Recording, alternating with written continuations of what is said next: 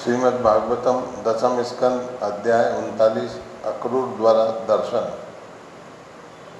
श्री सुखदेव गोस्वामी ने कहा, भगवान बलराम तथा भगवान कृष्ण द्वारा इतना अधिक सम्मानित किए जाने पर पलंग में सुखपूर्वक बैठे अक्रूर को लगा कि उन्होंने रास्ते में जितनी इच्छाएं की थी वे सभी अब पूरी हो गई हैं।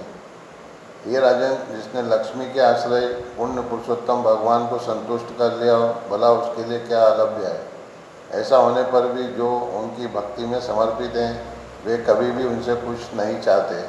शाम के भोजन के बाद देवकी पुत्र भगवान ने अक्रूर से पूछा कि कंस अपने प्रिय संबंधियों तथा मित्रों के साथ कैसा बर्ताव कर रहा है और वह क्या करने की योजना बना रहा है। भगवान ने कहा, हे भद्र पुरुष, प्रिय चाचा अक्रूर, यहाँ की आपकी यात्रा सुखद तो रही, आपका कल्याण हो। हमारे शुभचिंतक मित्र तथा हमारे निकट और दूर के संबंधी सुखी तथा स्वस्थ तो हैं, किंतु हे अक्रूर, जब तक मामा कहलाने वाले तथा हमारे परिवार के लिए रोग स्वरूप राजा कंस समृद्ध हो रहे हैं, तब तक मैं अपने परिवार वालों तथा उसकी प्रजा के विषय में पूछने की झंझट में पड़ूं ही क्यों। जरा देखिए न कि मैंने अपने निरपराध माता पिता के लिए कितना कष्ट उत्पन्न कर दिया है। मेरे ही कारण उनके कई पुत्र मारे गए और वे स्वयं बंदी हैं। हे प्रिय स्वजन, सौभाग्यवश आपको देखने की हमारी इच्छा आज पूरी हुई है। हे सदैव चाचा, आप कृपा करके यह बतलाएं कि आप क्यों आए हैं। श्री सुखदेव गोस्वामी ने कहा, भगवान के पूछे जाने पर मधुवंशी अक्रूर ने सारी परिस्थिति कह सुनाई, जिसमें यदुओं के प्रति कंस की शत्रुता तथा उसके द्वारा वसुदेव के वध का प्रयास भी सम्मिलित था। अक्रूर को जिस संदेश को देने के लिए भेजा गया था उसे उन्होंने कह सुनाया। उसने कंस के असली इरादे भी बतला दिए और यह भी बतला दिया कि नारद ने किस तरह कंस को सूचित किया कि कृष्ण ने वसुदेव के पुत्र रूप में जन्म लिया है। अक्रूर के वचनों को सुनकर वीर प्रतिद्वंदियों का विनाश करने वाले भगवान कृष्ण तथा भगवान बलराम हंस पड़े। तब उन्होंने अपने पिता नंद महाराज को राजा कंस का आदेश बतलाया। तब नंद महाराज ने गांव के मुखिया को बुलाकर नंद के ब्रजमंडल में ग्वालों के लिए निम्नलिखित घोषणा करने के लिए आदेश दिया, जाओ और जितना दूध दही उपलब्ध हो सके एकत्र करो, बहुमूल्य उपहार ले लो और अपने अपने छकड़े जोत लो। कल हम लोग मथुरा जाएंगे और राजा को अपना दूध दही भेंट करेंगे तथा महान उत्सव देखेंगे। समस्त पड़ोसी जिले के निवासी भी इसमें जा रहे हैं। जब गोपियों ने सुना अक्रूर कृष्ण तथा बलराम को नगर ले जाने के लिए व्रज में आए हैं तो वे अत्यंत खिन्न हो उठी। कुछ गोपियों ने अपने हृदय में इतनी पीड़ा का अनुभव किया कि सिसकियाँ ले लेकर उनके मुख पीले पड़ गए। अन्य गोपियाँ इतनी अधिक पीड़ित थी कि उनके वस्त्र बाजूबंद तथा जुड़े शिथिल पड़ गए। अन्य गोपियों की चित्तवृत्तियाँ पूरी तरह रुक गई और वे कृष्ण के ध्यान में स्थिर हो गई। उन्हें आत्म साक्षात्कार प्राप्त करने वालों की भांति बाह्य जगत की सारी शुद्धि बुद्धि भूल गई। कुछ तरुणियाँ भगवान श्री कृष्ण के शब्दों का स्मरण करके ही अचेत हो गई। ये शब्द विचित्र पदों से अलंकृत तथा स्नेहमयी मुस्कान से व्यक्त होने से उन तरुणियों के हृदयों का गंभीरता से स्पर्श करने वाले होते थे। गोपियाँ भगवान मुकुंद के क्षणमात्र वियोग की आशंका से भी भयातुर थी। अतः जब उन्हें उनकी ललित चाल, उनकी लीलाओं, उनकी स्नेहित हसीली चितवन, उनके वीरता पूर्ण कार्यों तथा दुख हरने वाली ठिठोलियों का स्मरण हो आया तो वे संभाव्य परम विरह के विचार से उत्पन्न चिंता में अपने आपे के बाहर हो गई। वे झुंड की झुंड एकत्र होकर एक दूसरे से बातें करने लगे। उनके मुख आंसुओं से पूरित थे तथा उनके मन अच्युत में पूर्णतया लीन थे। गोपियों ने कहा, हे विधाता, आप में तनिक भी दया नहीं है। आप देहधारी प्राणियों को मैत्री तथा प्रेम द्वारा एक दूसरे के पास लाते हैं और तब उनकी इच्छाओं के पूरा होने के पूर्व ही व्यर्थ में उन्हें विलग कर देते हैं।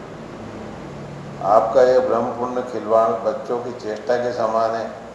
श्याम घुंघराले बालों से घिरा तथा सुंदर गालों से सुशोभित, उठी हुई नाक तथा समस्त कष्टों को हरने वाली मृदु हंसी से युक्त मुकुंद के मुख को दिखलाने के बाद अब आप उस मुख को हमसे ओझल करने जा रहे हैं। आपका यह बर्ताव तनिक भी अच्छा नहीं है। हे विधाता, यद्यपि आप यहाँ अक्रूर के नाम से आए हैं, किंतु हैं आप क्रूर, क्योंकि आप मूर्खों के समान हमसे उन्हें ही छीने ले रहे हैं जिन्हें कभी आपने हमें दिया था। हमारी वे आँखें जिनसे हमने भगवान मधुधीश के रूप में उस एक में भी आपकी संपूर्ण सृष्टि की पूर्णता देखी है। आए क्षण भर में प्रेम पूर्ण मैत्री को भंग करने वाला नंद का बेटा अब हमको सीधे एक तक देख भी नहीं सकेगा। उसके वशीभूत होकर उसकी सेवा करने के लिए हमने अपने घरों, संबंधियों, बच्चों तथा पतियों तक का परित्याग कर दिया, किंतु वह सदैव नित नए प्रेमियों की खोज में रहता है। इस रात्रि के बाद का प्रातःकाल निश्चित रूप से मथुरा की स्त्रियों के लिए मंगलमय होगा।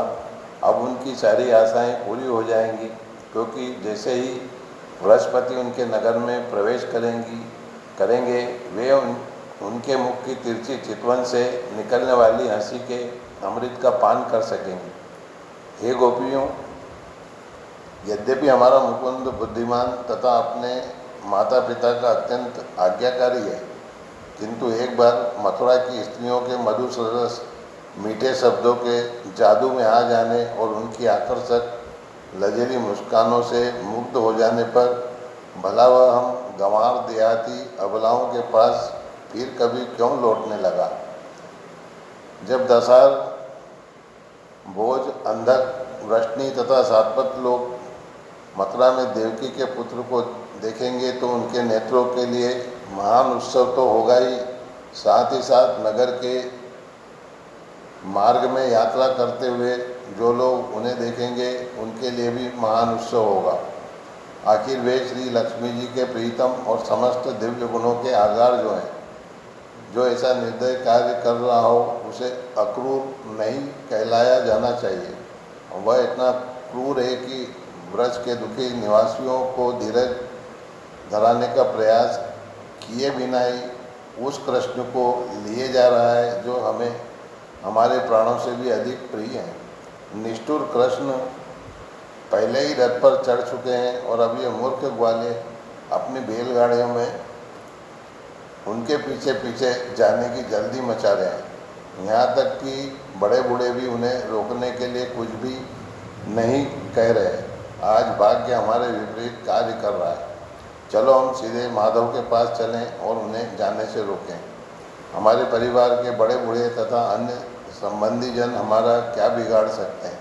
अब जबकि भाग्य हमें मुकुंद से विलग कर रहा है, हमारे हृदय पहले से ही दुखित हैं, क्योंकि हम एक पल के एक अंश के लिए भी उनके संग के त्याग को सहन नहीं कर सकती। जब वे हमें राजनृत्य की गोष्ठी में ले आए, जहाँ हमने उनकी स्नेहपूर्ण तथा मनोहर मुस्कानों का, उनकी आह्लादकारी बातों, उनकी लीलापूर्ण चितवनों तथा उनके आलिंगनों का आनंद प्राप्त किया, तब हमने अनेक रात्रियां बिताई जो मात्र एक क्षण के तुल्य लगी। तो हे गोपियों, भला हम उनकी अनुपस्थिति के दुर्लंघ्य अंधकार को कैसे पार कर सकती हैं। हम अनंत के मित्र कृष्ण के बिना भला कैसे जीवित रह सकते हैं। वे शाम को ग्वाल वालों के साथ व्रज लौटा करते थे तो उनके बाल तथा उनकी माला गौओं के खुरों से उठती धूल से दूषित हो जाते थे। जब वे बांसुरी बजाते तो वे अपनी हसीली बांकी चितवन से हमारे मन को मोह लेते थे। श्री सुखदेव गोस्वामी ने कहा, इन शब्दों को कहने के बाद व्रज की स्त्रियां जो कृष्ण के प्रति इतनी अनुरक्त थी, उनके आसन्न वियोग से अत्यंत क्षुब्ध हो उठी। वे सारी लाज हया भूल गई और जोरों से हे गोविंद, हे दामोदर, हे माधव चिल्ला उठी, किंतु गोपियों द्वारा इस प्रकार क्रंदन करते रहने पर भी अक्रूर प्रातःकालीन पूजा तथा अन्य कार्य समाप्त करके अपना रथ हाँकने लगे। नंद महाराज को आगे करके ग्वाले अपने अपने छकड़ों में भगवान कृष्ण के पीछे हो लिए। ये लोग अपने साथ राजा के लिए अनेक भेंटें लिए हुए थे, जिनमें घी तथा अन्य दुग्ध उत्पादों से भरे हुए मिट्टी के घड़े सम्मिलित थे। भगवान कृष्ण ने अपनी चितवन से गोपियों को कुछ कुछ ढाढ़स बधाया और वे भी कुछ देर तक उनके पीछे पीछे चली। फिर इस आशा से वे बिना हिले डुले खड़ी रही कि वे उन्हें कुछ आदेश देंगे। जब वे विदा होने लगे तो उन यदुश्रेष्ठ ने देखा कि गोपियाँ किस तरह विलाप कर रही थी। अतः उन्होंने एक दूत भेजकर यह प्रेमपूर्ण वादा भेजा कि मैं वापस आऊँगा। इस प्रकार उन्हें सांत्वना प्रदान की। गोपियाँ अपने मन को कृष्ण के साथ भेजकर किसी चित्र में बनी आकृतियों की बातें निश्चेष्ट खड़ी रही।